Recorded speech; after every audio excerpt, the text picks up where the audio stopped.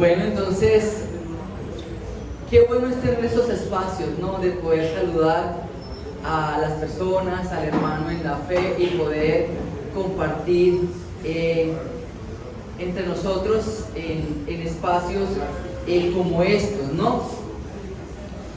Y en ese contexto quisiera preguntarles, y esto va a tener que ver con la enseñanza, y es: ¿a cuál persona hace tiempo que tú no saludas? Porque esa relación se dañó, porque esa relación se afectó, ya sea por algo que tú hiciste, ya sea por algo que la persona hizo, o algo en lo que ambos tienen responsabilidad. Puede ser un familiar, de hecho puede ser su papá, puede ser su mamá, de hecho puede ser un hermano, un familiar cercano, puede ser un amigo con el que usted compartió mucho tiempo y en algún momento pasó algo y la relación se quebró. Y reflexionar en cuanto a eso, ¿no? Reflexionar en cuanto a si Dios nos está llamando a dejar eso así, o si hay forma que nosotros podamos hacer algo para tratar de restaurar esa relación. Y el texto de hoy tiene que ver con eso, pero quisiera ahora iniciar con una pregunta. Como buen profesor, yo ando preguntando todo el tiempo, y quisiera que ustedes me dijeran primero si se consideran salvos. Amén. Otra vez voy a preguntar: ¿se consideran salvos? Amén. Amén. Somos salvos gracias a nuestra fe en el sacrificio de Cristo. Pero si a usted yo le pregunto, deme una evidencia de que usted es salvo. Evidéncieme de qué manera se evidencia que usted es salvo. Los escucho. ¿Cómo se muestra que yo soy salvo, que he llegado a conocer del Señor? Por la gracia. Pero ¿cómo se muestra la gracia en tu vida? Estoy vivo de que busco de Dios. De que buscas de Dios. Ok, ¿qué más? Perdón de pecado. Dando buen testimonio. Perdón de pecado. Por el perdón de pecados. ¿Cómo más? Por la fe. Pero ¿cómo se evidencia esa fe? Predicando, orando, dando a conocer a otros la palabra del Señor. Y hay muchas cosas que uno aprende y todo esto en cuanto a eso. Les voy a hacer una segunda pregunta. Para ustedes, ¿qué es lo mejor que tiene el cristianismo? La confianza de la salvación. La confianza en la salvación. A mí lo mejor en el cristianismo es haber podido llegar a Cristo. Haber llegado a Cristo. La paz que genera estar en Cristo. La fe. Sabemos que el Espíritu Santo nos guía. El Espíritu Santo nos guía. El Espíritu Santo. ¿Algo más? ¿Algo más? Jesús. Tranquilidad absoluta. Tranquilidad, Jesús. Bueno, muy bien. Gracias por sus respuestas. A la primera pregunta que yo les dije sobre cómo se evidencia que Sandro es salvo, yo le digo a una persona: yo soy salvo. ¿Y la persona salvo de qué? Y también me va a decir: y bueno, ¿y cómo se evidencia eso en usted? Yo seguramente, antes de estudiar este texto, no había dicho que una expresión de que la salvación ha llegado a mi vida es el hecho de restaurar el daño causado, de tratar de restituir el daño que yo le haya hecho a otras personas. Y ninguno de nosotros respondió eso. Entonces vamos a ver un texto donde la evidencia de que la salvación ha llegado a esa persona es que él decide restituir el daño que le ha causado a otros. Y quiero invitarles entonces a Lucas capítulo 19 versículos 1 al 10, y voy a leer desde la Biblia de las Américas.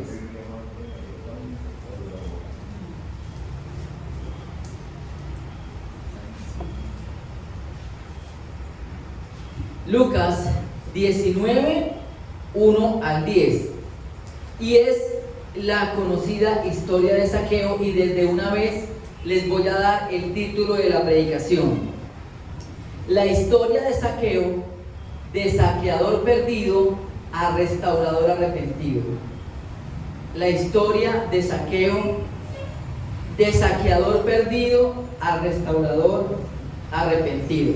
Ya están en el texto, no sé qué aparece aquí, pero vamos a leerlo. Habiendo entrado Jesús en Jericó, pasaba por la ciudad, y un hombre llamado Zaqueo, que era jefe de los recaudadores de impuestos y era rico, trataba de ver quién era Jesús, pero no podía a causa de la multitud, ya que él era de pequeña estatura. Y corriendo adelante se subió a un sicómoro para verle, porque Jesús estaba a punto de pasar por allí. Cuando Jesús llegó al lugar, miró hacia arriba y le dijo: Zaqueo, date prisa y desciende, porque hoy debo quedarme en tu casa. Entonces él se apresuró a descender y le recibió con gozo. Y al ver esto, todos murmuraban diciendo: ha ido a hospedarse con un hombre pecador. Y Zaqueo, puesto en pie, dijo al Señor: he aquí, Señor, la mitad de mis bienes daré a los pobres, y si en algo he defraudado a alguno, se lo restituiré cuadriplicado. Y Jesús le dijo: hoy ha venido la salvación a esta casa, ya que él es también hijo de Abraham, porque el Hijo del Hombre ha venido a buscar y a salvar lo que se había perdido. Amén. Amén. Y con base en esta historia de arrepentimiento de Zaqueo, voy a compartir 3 puntos en esta enseñanza. Y el primero es: Zaqueo, un hombre con deseo de conocer a Jesús. Y hay algo que se menciona en el versículo 1 del capítulo 19, y es la mención de Jericó. Si ustedes miran y leen todo el evangelio de Lucas, lo único que Jesús hizo en Jericó fue lo que pasó con Zaqueo. Y si uno mira la ruta por la que Jesús debía pasar, lo que uno nota es que él no tenía que pasar por Jericó. Jesús se tiene que desviar para ir a Jericó. Entonces, a simple vista sería algo inevitable, pero es evidente que el Señor quería hacer algo allí, y lo hace es con Zaqueo, lo hace en la vida de Zaqueo. Ahora, ¿cómo es descrito Zaqueo en este texto? Dice que es un jefe de los recaudadores de impuestos y un hombre rico. Zaqueo era un cobrador de impuestos, y para él ser cobrador de impuestos, él está haciendo esto para Roma. Él tuvo que haber pagado un dinero para tener el privilegio de cobrar los impuestos. Pero ¿qué pasa? Él es un hombre judío que le está cobrando impuestos a los judíos para entregárselos a Roma. Imagínense cuánto lo querían en el pueblo, porque es un hombre que, siendo judío, está sirviéndoles a su opresor, está sirviéndoles a los romanos. Y lo peor de todo es que se está enriqueciendo con base en ese dinero que está recibiendo de los impuestos de los judíos. El texto dice que era un hombre rico, pero se ha enriquecido a costillas de los mismos judíos, cobrándole los impuestos. Es decir, es una persona que ha aprovechado la oportunidad de esto y dice, siendo como muy astuto: yo voy a sacar provecho de esto. No importa que afecte a la gente de mi propio pueblo, pero yo saco provecho de esto, y entonces le saco dinero a ellos para dar entonces a Roma. Entonces, exactamente, y cualquier parecido con la realidad es pura coincidencia, ¿no?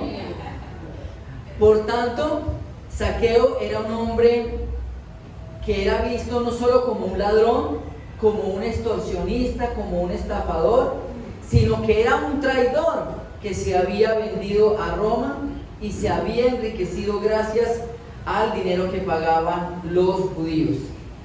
Y es por eso que, siendo judío, según lo muestra el texto, era un hombre que estaba siendo marginado y excluido del pueblo gracias a esa decisión que él había tomado de ser recaudador de impuestos.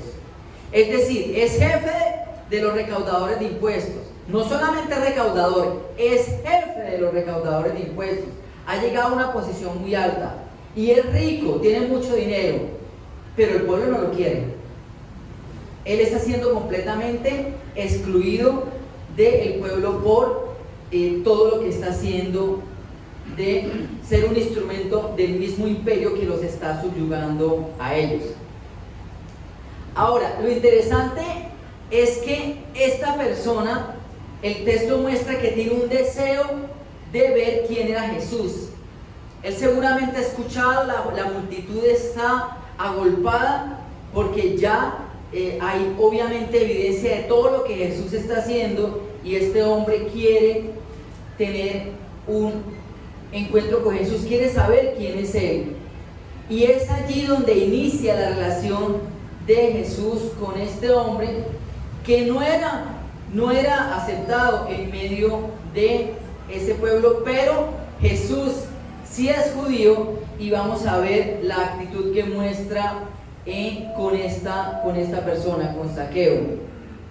Entonces, lo interesante aquí es que el texto evidencia que él tiene un deseo de saber quién es Jesús.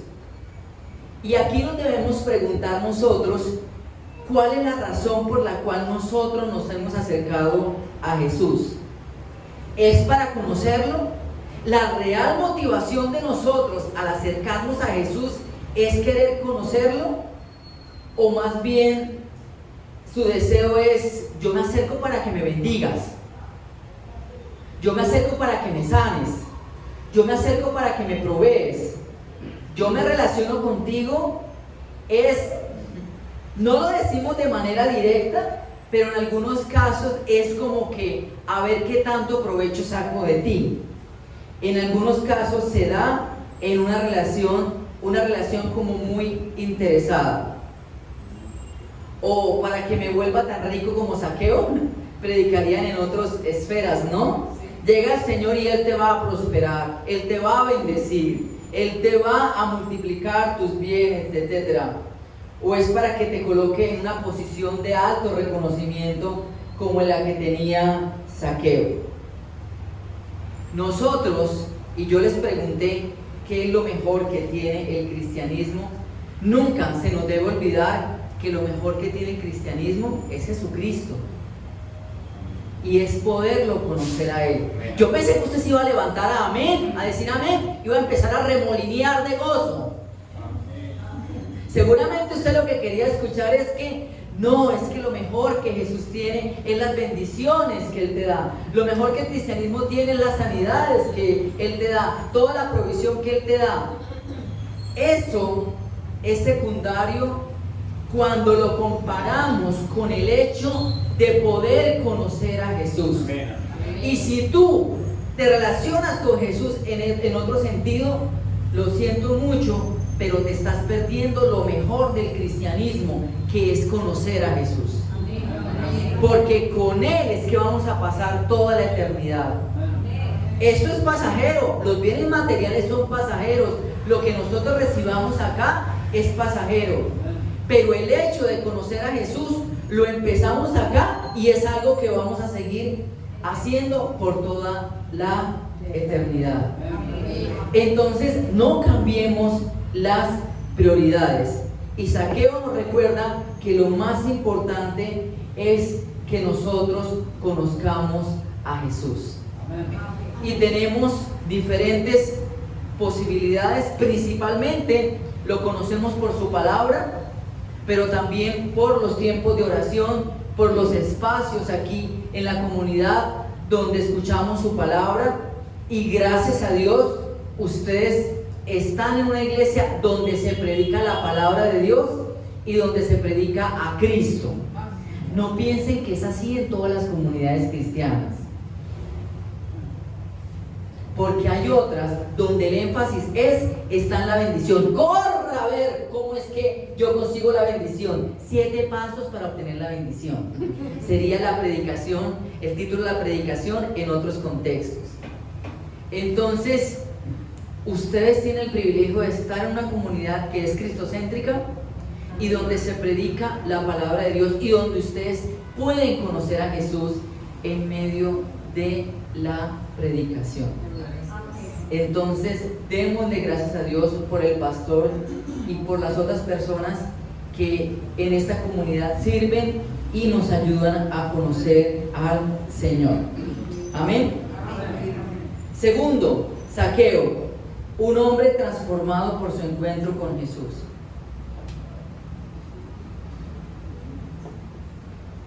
Zaqueo, un hombre transformado por su encuentro con Jesús. Y esto se desarrolla a partir del versículo 5. Lo primero es que Jesús, que uno nota en el texto, es que Jesús llama a Zaqueo y le expresa su interés de quedarse en su casa. ¿Zaqueo le dijo algo a Jesús? No. En el texto no ha dicho nada. Simplemente Jesús está viendo todo lo que él está haciendo. Este hombre se sube a un árbol para ver si puede conocer a Jesús. Dice que es bajo de estatura, así como yo. Entonces, seguramente en este contexto yo me hubiera tenido que encaramar también un árbol para poder ver a Jesús.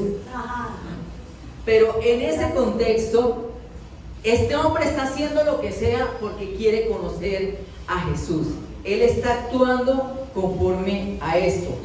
Pero quien toma la iniciativa es ¿quién? Jesús, y lo llama por su nombre. Zaqueo, hoy voy a compartir contigo en tu casa. Y la cuestión es que existe una barrera entre Zaqueo y cualquier judío. Y recuerden que Jesús es judío.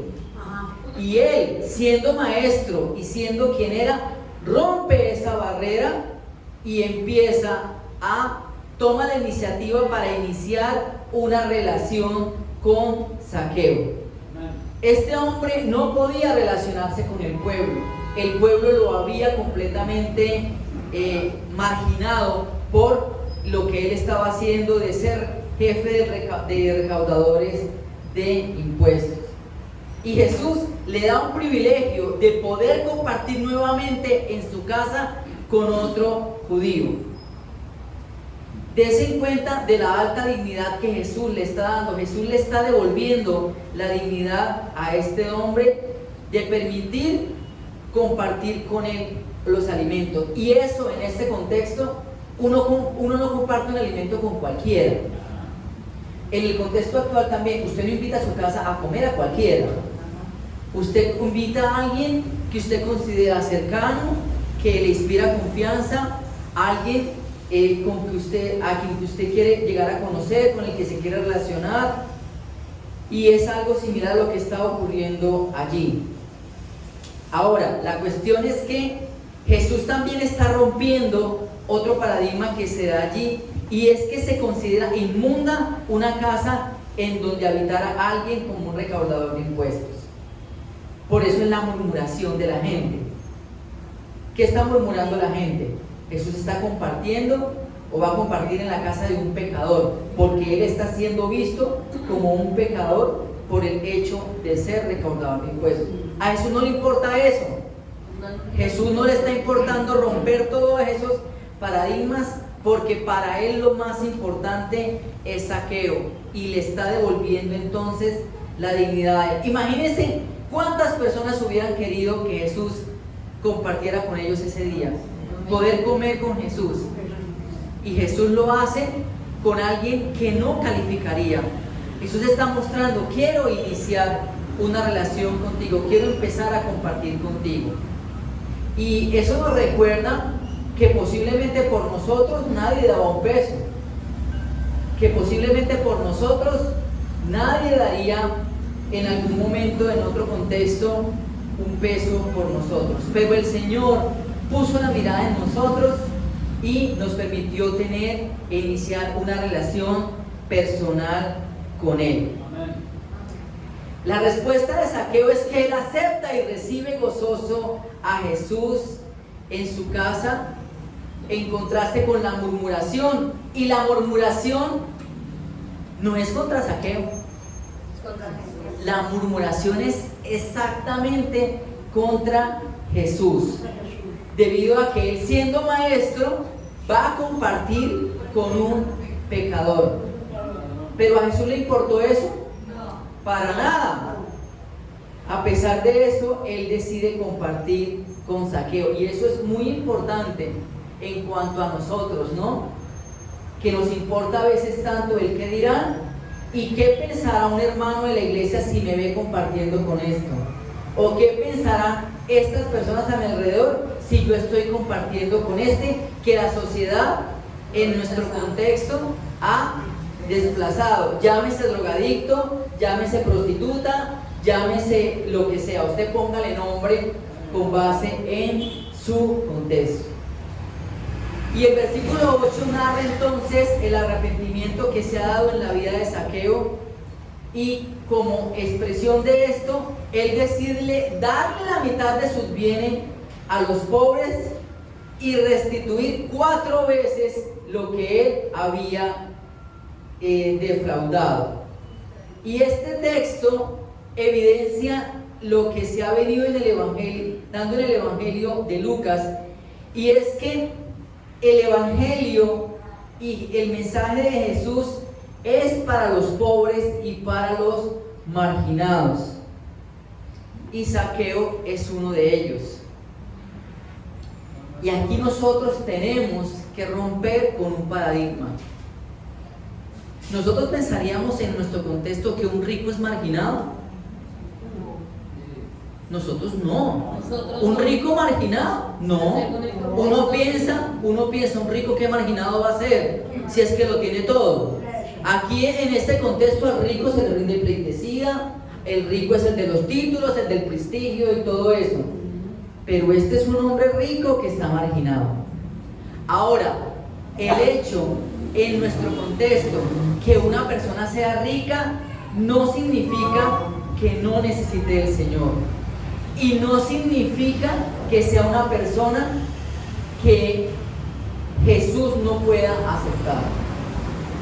Eso es muy importante que lo tengamos en cuenta. Dese en cuenta que Jesús en ningún momento rechazó a Zaqueo. Sabiendo quién era Zaqueo, en ningún momento él lo rechaza. Y debemos reconocer que una persona de alto rango en nuestro país, en Envigado, o una persona rica, a pesar de eso, no significa que tiene todo solucionado. Esa persona también tiene problemas. A veces las mismas riquezas son su problema, porque lo pueden estar extorsionando, o todo el tiempo está pendiente de qué me van a hacer, o en qué momento van a secuestrar a alguien de mi familia, etcétera, etcétera. Se vive en una zozobra. Esa persona también necesita de el Señor.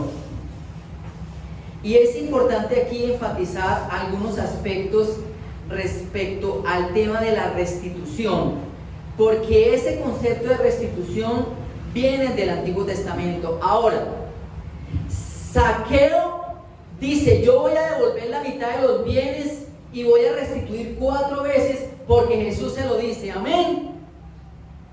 No, es por decisión de él. Jesús no le dijo nada.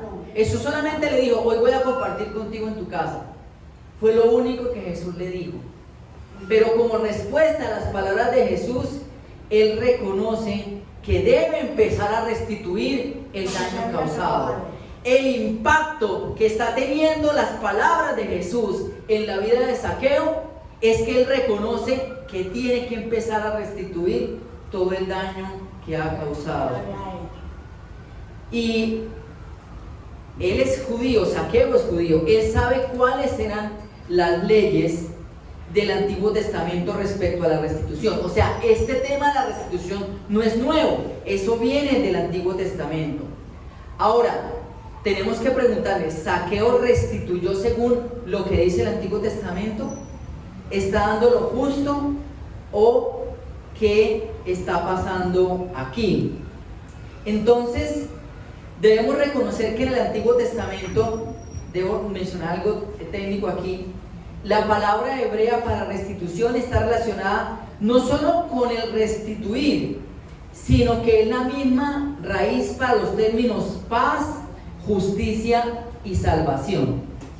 Y ahí nosotros sí estamos y debemos corregir algo, porque nosotros no relacionamos salvación con restituir el daño causado. Nosotros pensamos, al fin y al cabo Dios ya me perdonó, yo ya estoy en paz con Dios. Sí, pero tú estás en paz con Dios, pero ¿qué? A las personas que tú dañaste antes de conocer al Señor. Y nosotros hemos escuchado personas que llegan a conocer al Señor y van y buscan a todos los que dañaron y les piden perdón y tratan de restituir el daño causado.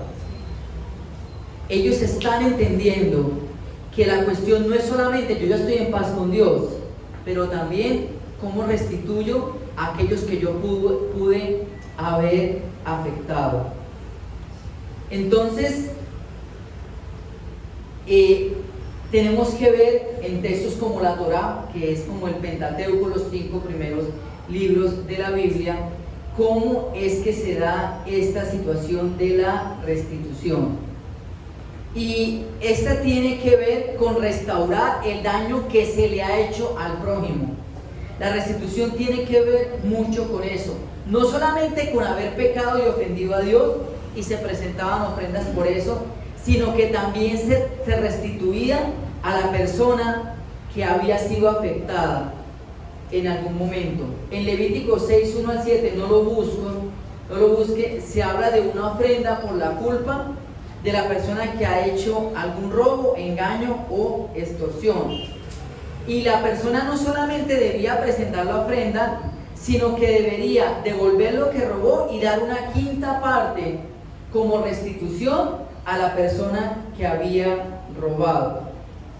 En Números 5, 1 al 7 se menciona que no solamente había que una confesión de pecado, sino que se debía restituir una quinta parte de lo perjudicado. Entonces, la Torá, el Pentateuco, deja claro que cuando se había hecho algo que había afectado al prójimo, se debía hacer algo que restituyera esto, y era la quinta parte, el 20% de lo que se había afectado.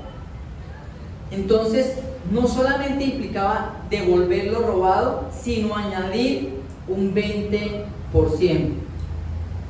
Porque él, en este caso el ofensor, tenía la responsabilidad de hacer la restitución de su víctima. Y la cuestión es por qué se hace esto. Y esta es la parte clave, es una parte clave en el texto. Porque el hecho de haber robado, traicionado a la otra persona, significa que se ha quebrantado la confianza en la otra persona. Entonces, con la restitución, lo que se está diciendo es: yo no solo te devuelvo lo que te había robado, sino que doy una parte más, porque quiero que me perdones y con esto demostrar que yo quiero restaurar la relación entre nosotros dos. Yo quiero y reconozco que traicioné tu confianza y entonces quiero reparar el daño causado, pero se entiende que lo más importante no es el bien material, no es la cosa que se robó o que se afectó, sino que lo que más se afectó fue la confianza. Entonces la persona tiene que hacer algo para mostrar que él quiere volver a restituir entonces la confianza. Es decir, lo importante aquí es restaurar la relación, porque la relación entonces se ve afectada.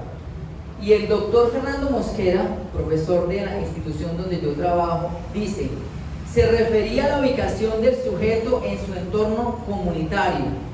Y esto es muy importante, porque a nosotros nos venden la idea de que al fin y al cabo mi relación es con Dios y no importa lo que pase con el prójimo. Eso no es cierto.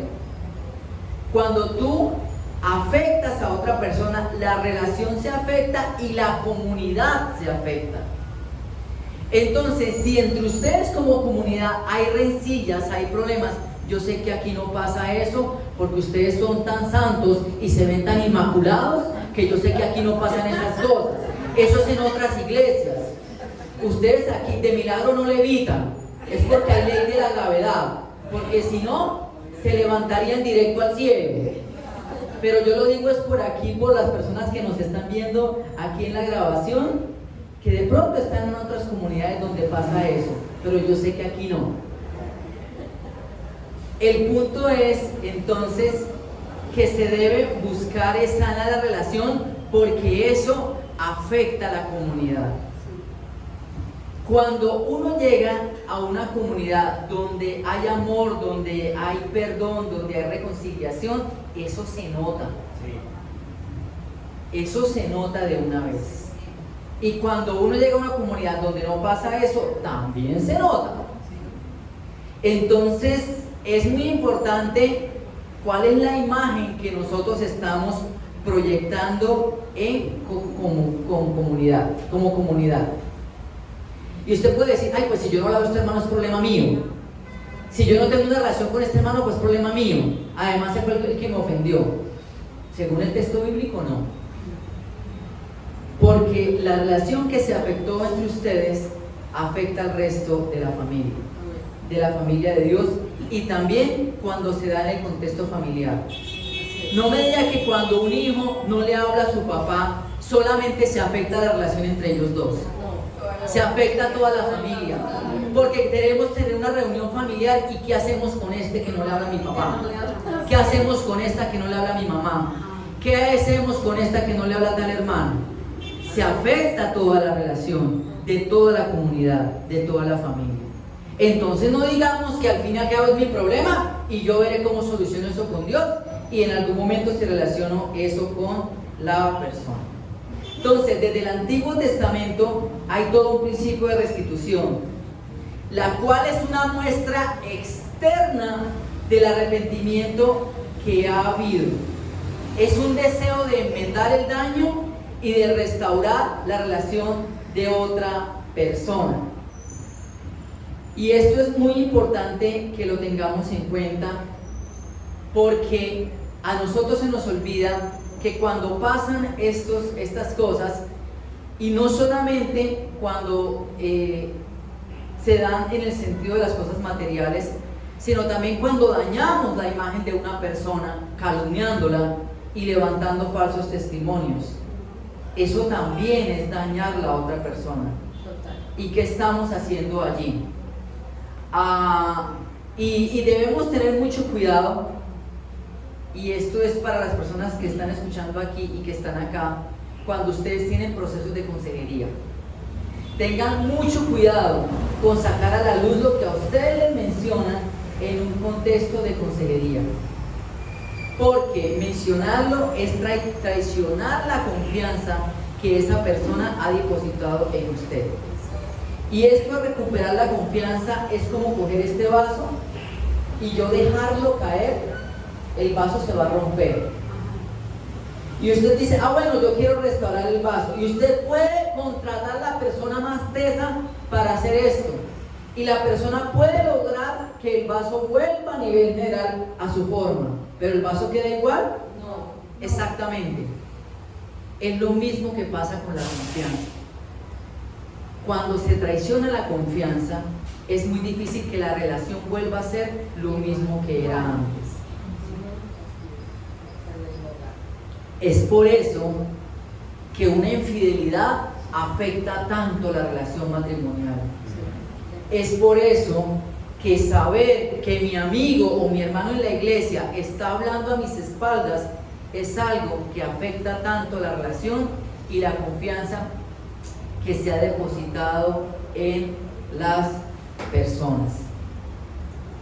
Y eso es algo que se da en diferentes contextos.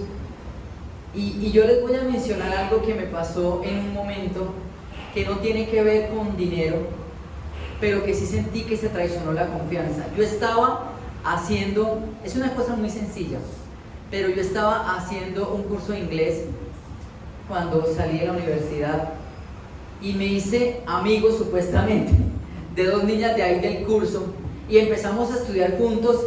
Y de hecho yo le pedí a un amigo mío que era licenciado en inglés que fuera y nos enseñara algo de inglés, y él nos ayudó y ellas encantadas y todo eso. Resulta que por algunas circunstancias yo había faltado a algunas clases, pero yo faltaba y yo estudiaba por mi cuenta y pasaba los exámenes y me iba bien. Resulta que llego a presentar el examen final de ese curso y la profesora me dice: Sandro, tienes que presentar supletorio. Y yo, ¿pero por qué? Me dijo: no, porque es que has faltado a clase. Y yo, sí, pero he faltado, pero no he superado las fallas. Ella me dice: lo que pasa es que hay bastante sinsabor con tus faltas en clase.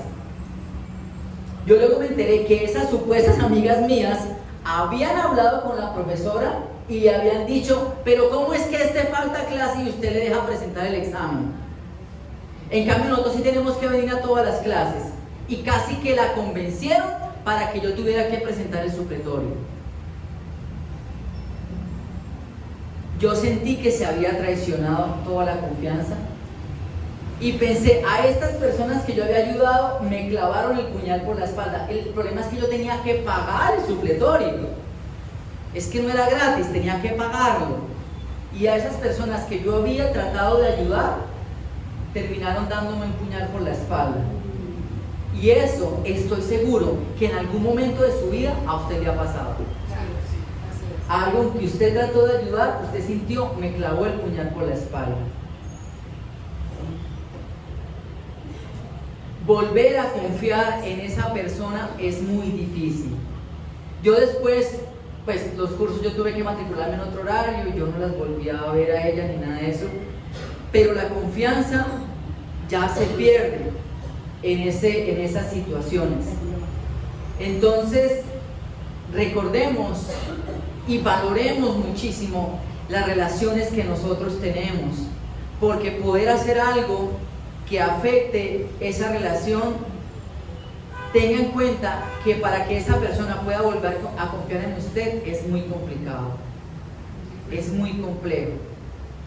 Entonces es muy importante que valoremos y tengamos mucho cuidado en las cosas que hacemos y cómo podemos llegar a traicionar la confianza que otros han depositado en nosotros. Entonces, esta palabra, y volviendo al caso de Zaqueo, él tiene claro que él debe restituir el daño causado, pero según la ley él tenía que dar ¿cuánto? El 20%, pero él dice que da ¿cuánto? 4 veces más, cuadriplicado lo que él ha defraudado. Entonces él está superando lo que dice la ley, él está dando más de lo que la ley exige, pero él reconoce esas palabras de Jesús han impactado tanto su vida que él reconoce que entonces debe hacer todo lo posible con acciones. No es solamente Zaqueo no se paró a decir: perdóneme por todo lo que les he robado. No, él se paró y les dijo: yo voy a restituir el daño causado. Y nosotros pensamos que basta solamente con decir: perdóneme, porque es que le robé todos sus ahorros. Perdóneme porque es que defraudé nuestra amistad de más de 20 años. Perdóneme porque es que lo calumnié. Sino que es que hay que buscar la forma, o hay que mostrar con hechos externos que realmente se quiere restaurar la relación, que se quiere restaurar la confianza que se perdió por el daño causado. Entonces, todo esto evidencia que Zaqueo está yendo más allá de lo que exigía la ley, mostrando que él está tomando acciones específicas. No es solamente: Señor, perdóname por todo lo que le robé a esta gente, sino que él está tomando acciones específicas para evidenciar que él realmente quiere restaurar la relación. Discúlpeme por lo que yo voy a decir, pero nosotros nos escudamos mucho en: ay, yo ya oré, yo oro por esto, yo le pido perdón al Señor a esto, Pero ¿y qué del daño y la afectación que usted hizo a otra persona? Si se llegó a dar. Y cada quien pues piense en ese sentido si hay algo que tiene que hacer. Entonces debes tener en cuenta que lo que lleva al arrepentimiento es una relación con Jesús. ¿Qué condiciones le puso Jesús a Zaqueo para compartir con él en su casa? Según el texto. Ninguna. Jesús no le dijo, bueno, yo ceno contigo hoy, pero si tú entonces le devuelves el dinero a los pobres, si tú restituyes. Jesús no le dijo nada. Pero las palabras de Jesús y lo que Jesús está haciendo de restaurar su dignidad, de volverlo a poner dentro del pueblo, ocasiona que este hombre diga, yo debo cambiar. Nosotros debemos recordar que es la relación con Jesús la que nos permite a nosotros el arrepentimiento. Nosotros no podemos cambiar, no nos podemos arrepentir si no nos relacionamos con Jesús. ¿Cuántos aquí necesitan arrepentirse? Todos nosotros estamos en proceso de arrepentimiento. El arrepentimiento no es algo que se dio cuando llegamos aquí al Señor Jesús y dimos una oración de fe y dijimos, me arrepiento de los pecados. Ahí empezó nuestro proceso de arrepentimiento. Y estamos en un continuo arrepentimiento. Y esto también tiene que ver en la manera como le presentamos el Evangelio a otros. ¿Usted quiere conocer a Jesús? Sí. Venga, entonces tiene que dejar de hacer esto, y tiene que empezar a hacer esto. Y no me diga que usted no lo ha hecho porque usted sí lo ha hecho. Y no me diga que no. Es que usted tiene que dejar esas borracheras. Es que usted tiene que dejar, señora, tiene que dejar de maltratar a su esposo como usted lo maltrata. Es que, señor, usted tiene que dejar de ser tan chismoso. Cuando se nos olvida que el que hace la obra de arrepentimiento es ¿quién? El Señor por su palabra. Nosotros tenemos que llevar a que esa persona inicie una relación con Jesús y el Señor se encargará. Él es el que se encarga de hablarle a la persona y de que se empiecen a dar los cambios que se deben dar. Y esto nos lleva a lo segundo. Es que nosotros debemos estar dispuestos a evidenciar la salvación por encima de lo que exige el legalismo. Y a veces el evangelio que nosotros presentamos es, ¿quiere conocer a Cristo? Deje de hacer esto y ahora haga esto. Dios se va a encargar y el Señor mismo se va a encargar de hacer esto. Pero debemos reconocer que cada uno de nosotros lleva un legalista dentro. Y necesitamos que el Señor por su palabra quite todo ese legalismo en nosotros. Porque ¿usted cree que la salvación es por obras? La salvación es por fe. Pero en la práctica presentamos como si fuera un evangelio de las obras. Ahora, que el resultado de conocer al Señor se va a expresar en una vida, en unas obras que muestran el carácter del Señor, eso es otra cosa. Pero nosotros llevamos un legalista dentro. De todo el tiempo, es que usted tiene que hacer esto, tiene que hacer, es que la Biblia dice esto, es que la Biblia dice lo otro. Sí, pero nosotros debemos dejar que sea el Señor por su palabra el que le permita a la persona darse cuenta que debe cambiar. Y les aseguro que el poder de la palabra del Señor es tan grande como lo que pasó con Zaqueo. Fueron las palabras de Jesús lo que hizo la transformación en él. Entonces debemos recordar esto. Y tercero, Zaqueo, un hombre salvo que restituye el daño a su comunidad. En el texto, en el versículo 9, se mencionan dos cosas respecto a Zaqueo. La primera es que la salvación llega a él, y la segunda es que él es llamado hijo de Abraham. El hecho de que se diga que la salvación ha llegado a este hombre es que él ahora ha sido restaurado a su comunidad. Y para él ser parte de la comunidad era una cuestión fundamental, pero había sido excluida de ella. Entonces el hecho de que la salvación ha llegado a la vida de él significa que él ha sido restaurado a la comunidad. Y lo otro tiene que ver con que él es hijo de Abraham. Él es hijo de Abraham no porque pertenezca a la genealogía de Abraham. Él es hijo de Abraham porque ahora vuelve a ser parte de la comunidad. Él es ingresado ahora y su relación con la comunidad es restaurado en ese momento. Y creo que también porque las actitudes que él mostró de querer conocer a Jesús muestran la fe que él tiene en Jesús. Y por eso, por la palabra de Jesús, es que él reacciona de esa manera. Lo que Zaqueo hace supera las expectativas de toda la gente que estaba allí. Nadie se imaginaba que este hombre llegara a reaccionar diciendo: yo voy a devolver la mitad de mis bienes y les voy a restituir 4 veces lo que les he robado. Nadie se esperaba eso, pero es la obra del Señor, las palabras de Jesús, el hecho de compartir con Jesús lo que transforma su vida. Y el texto también dice que el Hijo del Hombre vino a salvar lo que se había perdido. Y aquí se utiliza el mismo verbo griego que se utiliza con la oveja perdida, ¿recuerdan? Con la moneda perdida, que van y la buscan. Eso es lo que hace Jesús. Jesús va y busca a Zaqueo. Recuerde que él no tenía que pasar por Jericó. Él no tenía que pasar por allí. Entonces, Jesús está mostrando lo que hace el buen pastor, y es que va hasta donde tenga que ir por sus ovejas. Y fue por una sola, fue solamente por Zaqueo, pero él hace todo eso por él.